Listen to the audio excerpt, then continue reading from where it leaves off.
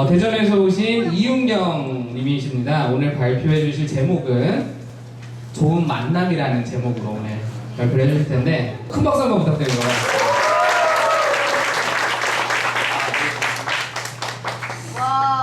예. 안녕하세요. 벌써부터 저희 팬클럽이 이렇게 생기면 곤란합니다. 예. 저희 이야기를 좀 나누려고 합니다. 저는 초등학교 때부터 시작해서 중학교, 고등학교 때까지 꿈이 없었습니다. 그리고 꿈이라는 게 필요하지 않은 삶을 살았던 것 같습니다. 초등학교 때 저는 저를 향한 자존감으로 가득 차 있었던 것 같아요. 왜냐면 동네에 나만큼 잘 노는 애가 없었거든요. 나만큼 잘 노는 애가 없었고, 나만큼 재밌게 사는 애가 없었고, 나만큼 행복한 애가 없다. 저는 그런 마음가짐으로 살았습니다. 그리고 중학교 때 갔을 때에는 친구들이 이제 중학교 때부터 자신의 미래에 대해서 조금 걱정을 하고, 난 뭐 해먹고 살까 이런 걱정을 많이 하거든요. 근데 그런 얘기를 나올 때마다 저는 자신있게 얘기했습니다. 나 핸드폰 팔면 돼. 전 중학교 때 그 이건희 폰 혹시 아십니까? 그 칼라폰 처음 날 때. 나이가 공개되네요. 제가 그 시대였는데 그 칼라폰이 처음 나왔을 때 중학교 2학년의 나이에 그 핸드폰을 8대를 제가 팔았습니다. 네, 저는 판매 쪽에 자신이 있기 때문에 너네들 뭐 이렇게 나는 핸드폰 팔면 돼, 대학 안 가도 돼. 네, 그런 마음가짐, 그런 마인드로 스스로를 향한 자존감으로 가득 찬 삶을 살았던 것 같습니다. 그래서 지나친 자존감으로 인해 꿈이 필요 없는 그런 느낌의 삶을 좀 살았던 것 같습니다. 고등학교 가서도 마찬가지였습니다. 아이들 대학 입시 공부하고 뭐 이렇게 학원 다니고 수능에 대한 스트레스 받고 있을 때 저는 정말 고등학교 때도 신나게 놀았습니다. 정말 신나게 놀았어요. 너 이렇게 해서 미래에 뭐 해먹고 살래? 저 이렇게 얘기했어요. 나 자동차 팔 수 있어. 나 판매직에 자신 있거든. 나 서비스업에. 지금도 팔로 나온 것 같아요. 지금도 팔로 나온 것 같아요. 그런데 그러던 어느 날 고등학교 3학년 때 저를 이제 사실 제가 이래보려도 좀 귀하게 자라는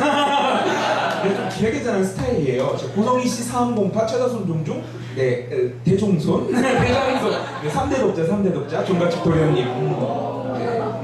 종가축 도련님으로 자랐는데 우리 누나가 넷이거든요. 근데 누나들이 생각을 하다가 내 동생이 이렇게 살다가는 큰일 나겠다. 그래서 아빠랑 회의를 하고 고등학교 3학년 올라가는 겨울방학에 저의 의사도 물어보지 않고 당시 양주대성학원에 저를 강제로 입소시킵니다.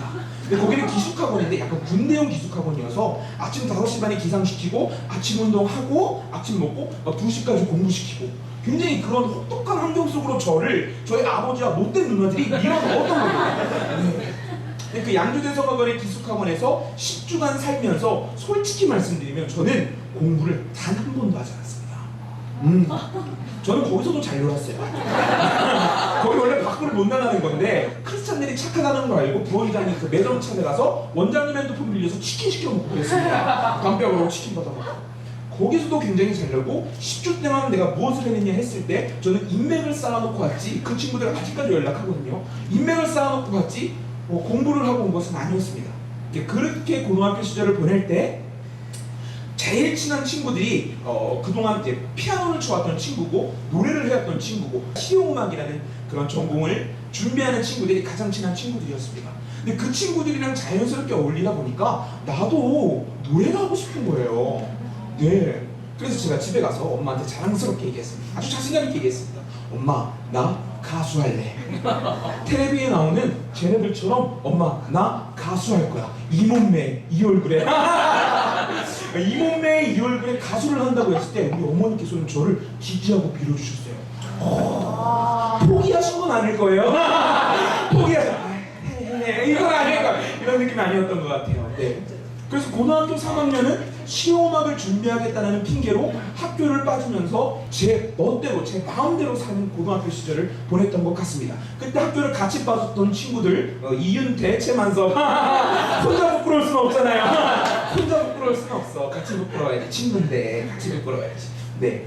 그렇게 고등학교 3학년 시절을 방탕하게 살다가 입시가 다가왔습니다. 입시가 다가오고 여러분들이 기대하시고 여러분들이 생각하셨듯이 저는 똑 떨어지고 맙니다. 저는 똑 떨어지고 말고 제 같이 준비했던 친구 2명은 몇백 대 1의 경쟁률을 뚫고 둘 다 서울예술대학을 합격하고 맙니다. 3명 같이 준비하고 같이 빠지고 같이 놀고 할 거 같이 했는데 둘 붙고 나만 떨어졌어요. 굉장히 억울해요. 굉장히 억울해요. 그래서 재수를 하게 됩니다. 재수를 하면서 집에서 재수를 하면 약간 그 미안한 감도 있고 엄마 아빠 면목도 없고 하니까 제가 이제 집을 나와서 그 편의점에서 알바를 하면서 근근히 하루하루를 살아갑니다. 뭐 잠은 PC방에서 때울 때도 있고 누나 집 가서 때울 때도 있고 그런 식으로 20살의 삶을 보냅니다. 근데 그때에도 사실 저는 제 인생에 대한 위기의식이 없었던 것 같아요. 편의점 알바를 하면서 윤경아 너가 일하고 나서 매성이 좀 오른 것 같아. 이런 칭찬을 들으면 막 행복해하고 그냥 스스로의 인생에 대해서 만족하는 그 삶은 개구리 증후군이라고 혹시 아십니까? 개구리를 차가운 물에 넣고 조금씩 온도를 올리면 나중에 그 물이 100도가 넘어서 펄펄 끓어서 개구리가 죽음에 이름에도 불구하고 그 개구리는 물이 조금씩 뜨거워지니까 온천에 있는 것처럼 발악하지 않고 그 물을 즐긴다고 합니다. 근데 저의 삶이 좀 그랬던 것 같아요. 삶은 개구리 증후군처럼 삶에 대한 위기의식이 없는 상태로 그렇게 20년이라는 인생을 살았습니다. 근데 여기 다들 아시겠지만 제가 20살에 장가를 갔어요. 장가를 2월 14일 졸업식, 2월 10일 결혼식. 2월 14일 결혼식, 2월 10일 결혼식. 네. 우리 아내가 20살이 됐을 때 아내와 결혼을 합니다. 그리고 나서 제 인생이 조금 달라지기 시작했어요. 결혼을 하고 나서 책임감이라는 게 조금 마음속에 생기기 시작했습니다. 근데 그러던 와중에 이제 인생을 조금 고민하며 살아봐야겠다라고 고민하던 와중에 그때도 이제 물론 집에 없고 가출이 나와 있는 상태였죠. 근데 이제 난 뭘 해서 먹고 살까 고민하다가 제가 한 가지 사업 아이템을 떠올렸는데 뭐였냐면 야채 장수예요. 그러니까 제가 당시에는 굉장히 부지런했습니다. 물론 지금도 약간 부지런한 감이 있어요. 약간 부지런한 감이 있는데 그 당시에 잠은 사치다라고 생각하면서 놀았던 사람이거든요.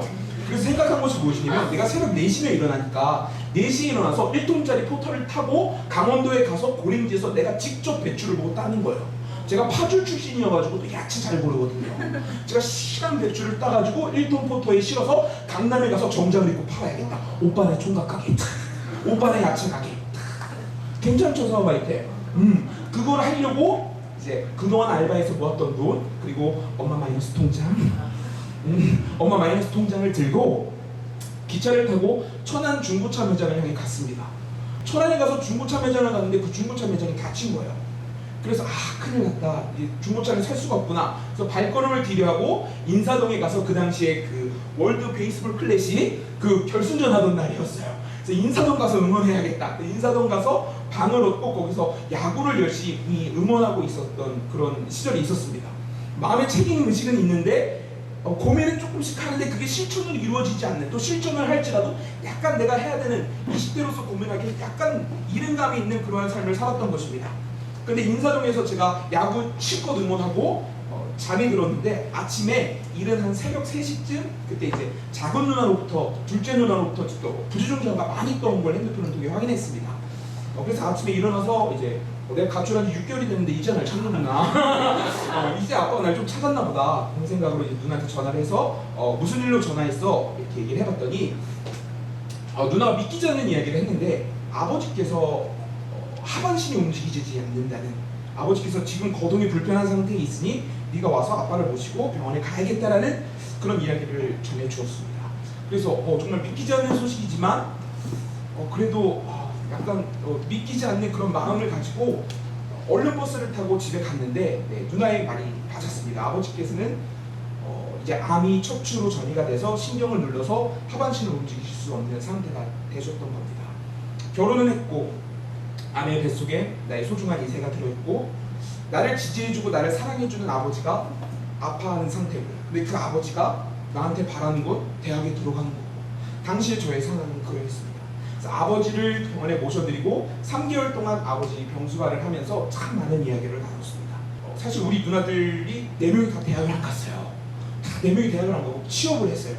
근데 이제 아버지께서 3개월 동안 수발을 하면서 아버지와 함께 나눴을 때 아버지께서 저에게 원하는 것이 대학에 진학하는 것이라는 것을 들었습니다. 그래서 당시에 갈 수 있는 침신대학교를 지원을 해서 아버지가 돌아가시기 전에 아버지에게 합격증을 드리게 됩니다. 근데 아버지가 투병 생활하시는 3개월의 기간 동안 너무나도 충격적인 사건이 한 번 더 있었는데 할아버지께서 그 3개월 기간 동안에 할아버지도 돌아가시게 되셨습니다. 너무나도 갑작스러운 일이어서 받아들일 수 없었지만 그것은 저에게 참 큰 충격으로 다가왔습니다. 할아버지가 돌아가시고 아버지가 끝내 투병 생활을 마치고 돌아가시고 그리고 나서 제가 부양해야 하는 가족은 8명에 달했습니다. 누나 4명, 할머니, 엄마, 아내 뱃속에 있는 나의 귀한 2세. 부양가족이 8명에 달하고 나니까 하루하루의 삶이 귀해질 수밖에 없었습니다. 하루하루의 삶을 이젠 더 이상 이렇게 살면 안 되겠다는 마음이 들었습니다. 그리고 남아있는 엄마의 요청이 아들이 공부하는 거라면 그 정도는 내가 들어줄 수 있겠다는 마음이 있었습니다. 그래서 그날부터 열심히 박 터지게 공부했습니다. 네, 여러분들이 상상하시는 것 이상일지도 몰라요. 정말 열심히 공부했습니다. 저는 신학과를 지원한 학생이고요. 목회의 소명을 두고 있는 학생입니다.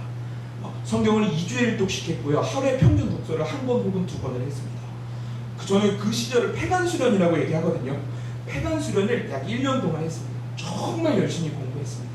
그래서 침신대에 한번 떨어져서 재수를 했던 제가 침신대에 가서 책임감을 가지고 열심히 공부하고 열심히 노력했더니 네, 수석도 3번 하고 올해도 3번 맞고 네, 나름 장학생이라는 타이틀을 가지고 학창 대학 시절을 보내게 되었습니다. 그런데 이제 공부를 못하다가 공부를 하게 되고 공부를 잘한다는 소문이 이렇게 주위에 퍼지게 되니까 저는 사실 머리가 좋은 스타일은 아니거든요. 정말 노력하거든요. 정말 노력하고 저는 쌍코피 터지도록 공부하는 스타일이거든요. 약간 정말 노력한데 이제 공부를 조금 한다라는 소문이 나게 되니까 교수님이 저에게 와서 유학을 가보겠냐고 이렇게 권면을 해주셨습니다. 근데 당시에 저는 영어를 정말 못했거든요. 정말 영어를 못하는 수준이 아니라 정말 영어는 담 쌓고 살았던 정말 그런 삶을 살았던 저였었는데 저에게 유학을 권면하니 제가 어떤 마음이 들었겠습니까? 부양해야 할 가족을 8명을 한국에 두고 제가 유학을 갈 수 있겠습니까? 그래서 교수님의 유학 권면을 그냥 한 귀로 듣고 한 귀로 흘리며 거절하는 그런 나날을 보냈습니다. 근데 교회 목사님도 와서 유학을 한번 해보는 것이 어떠냐 이렇게 권면을 해줬습니다. 근데 목사님의 말도 저에게는 설득이 되지 않았습니다.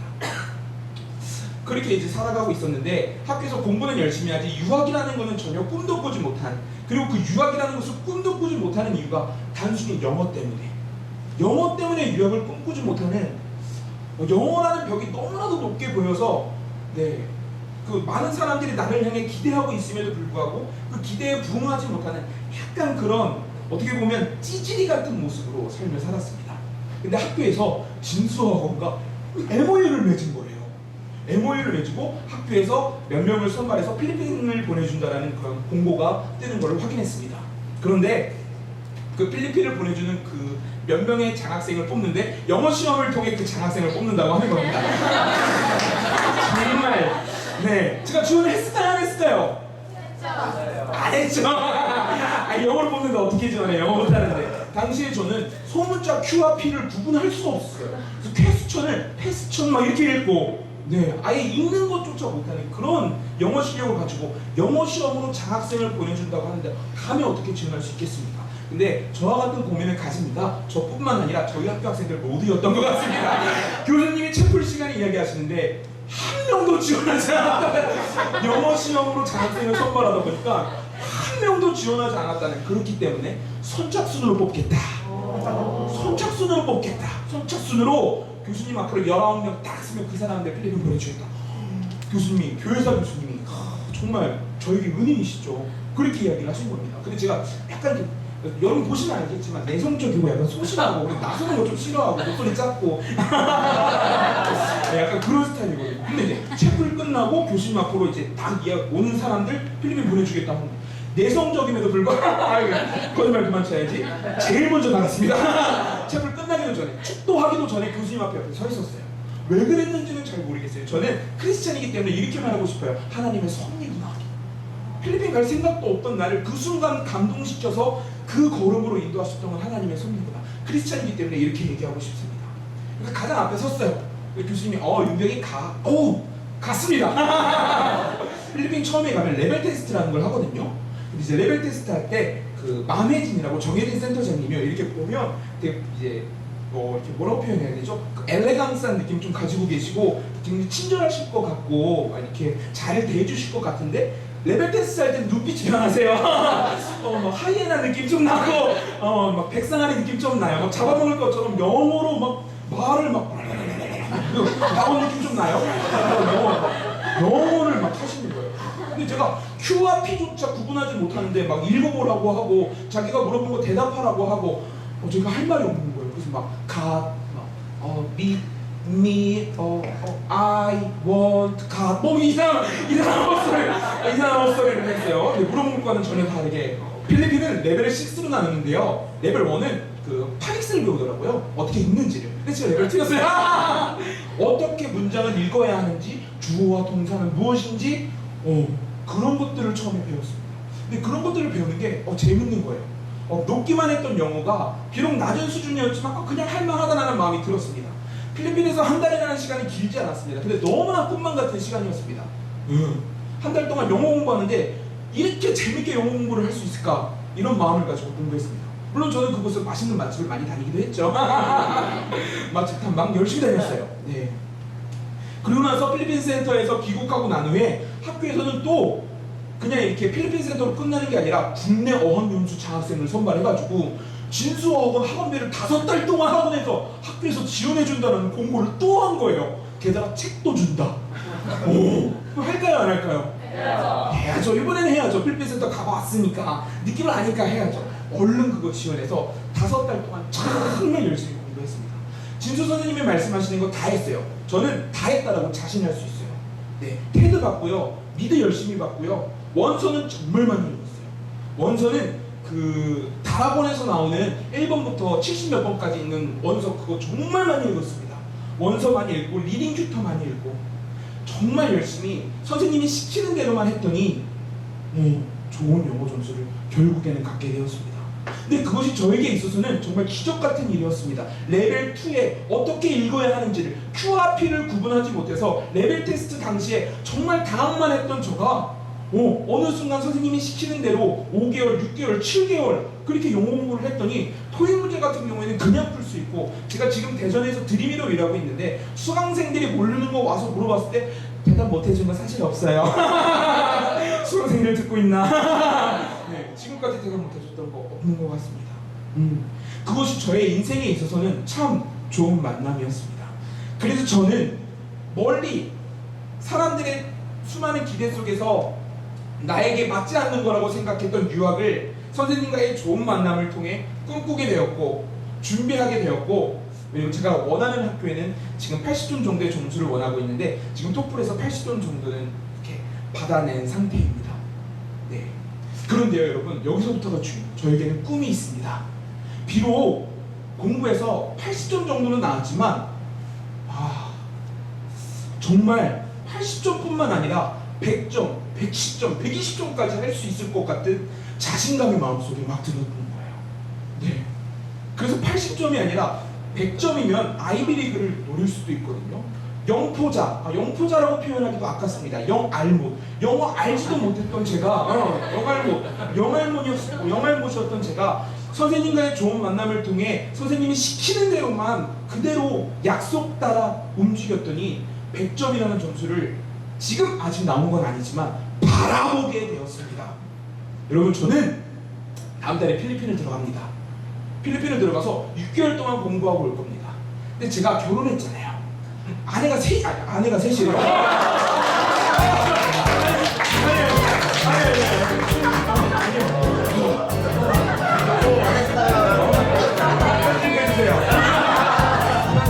하나, 둘, 셋. 시간다. 네, 아이가 셋이 있고 제가 필리핀을 간다면 그 아이들을 자기가 다 돌봐야 하는데 게다가 셋째는 1살이에요. 이제 막 기기 시작했어요. 얼마나 귀여워. 근데 아내가 6개월 동안 그 일을 혼자 감당해야 하면 그것이 얼마나 힘들까요? 아내 입장에서 얼마나 괴롭고 지친 일일까요? 근데 아내가 6개월 동안 공부하고 오라고 허락해 줬습니다. 그래서 물어봤어요. 여보, 아니 어떻게 허락한 거야? 아니 무슨 마음으로 허락해 주는 거야? 이렇게 물어봤더니 아내가 하는 말이 이랬습니다. 여보가 친수학원을 만나서 영어를 포기해서 유학 가라고 해도 안 갔던 여보가 학원을 만나서 유학을 생각하게 됐고 지금은 토익 RC 문제 잘 맞추고 토플 리딩에서 고득점 내고 토플 80점 정도 뽑고 그러한 모습을 옆에서 봤기 때문에 진수학원 필리핀 센터가 얼마나 좋은지를 알기 때문에 여보의 꿈을 응원하려고 6개월 동안 보내줄 수 있어. 6개월 동안 희생할 수 있어.